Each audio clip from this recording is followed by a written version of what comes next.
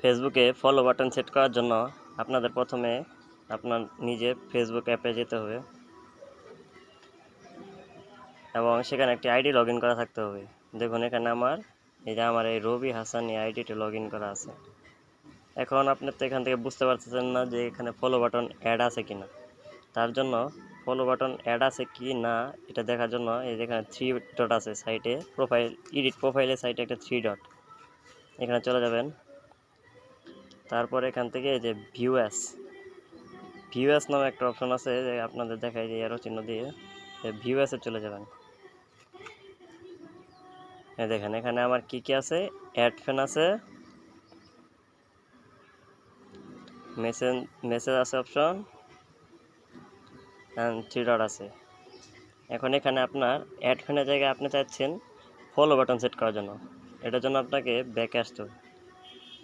ব্যাকে আসলেন। এখন আপনি চলে যাবেন এই যে উপরে 3 ডট 3টা অ্যারো লাইন, এখানে চলে যাবেন। দেন এখান থেকে নিচে একটু যাবেন, এখান থেকে সেটিং অ্যান্ড প্রাইভেসি থেকে আপনি চলে যাবেন আপনার সেটিং অপশনে। সেটিং অপশন চলে যাবেন।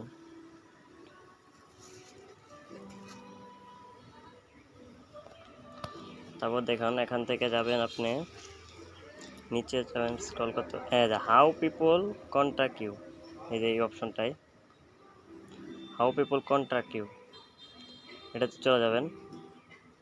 দেখেন এখানে ফার্স্ট অপশন এভরিওয়ান করা, এটাকে আপনাকে ফ্রেন্ডস করে দিতে হবে। ডান। ব্যাকে চলে আসলেন, তার নিচে অপশনটা হলো পোস্ট অপশন চলে যাবেন। এখান থেকেও ফ্রেন্ডস আছে, এটাকে আপনারা পাবলিক করে দেবেন। ওকে হয়ে গেছে, ব্যাক দিবেন। তার নিচে আছে ফলোয়ার্স অ্যান্ড পাবলিক কন্টেন্ট, এখানে চলে যাবেন। এই যে চলে গেলাম।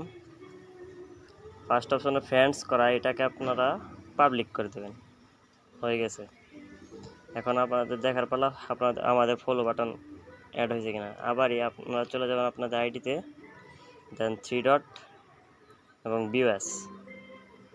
এই তো আপনাদের কাঙ্ক্ষিত ফলো বাটন এখানে অ্যাড হয়ে গেছে। এখন যে কোনো মানুষ আপনাকে ফলো করতে পারবে এই অপশনের মাধ্যমে। থ্যাংক ইউ, ধন্যবাদ।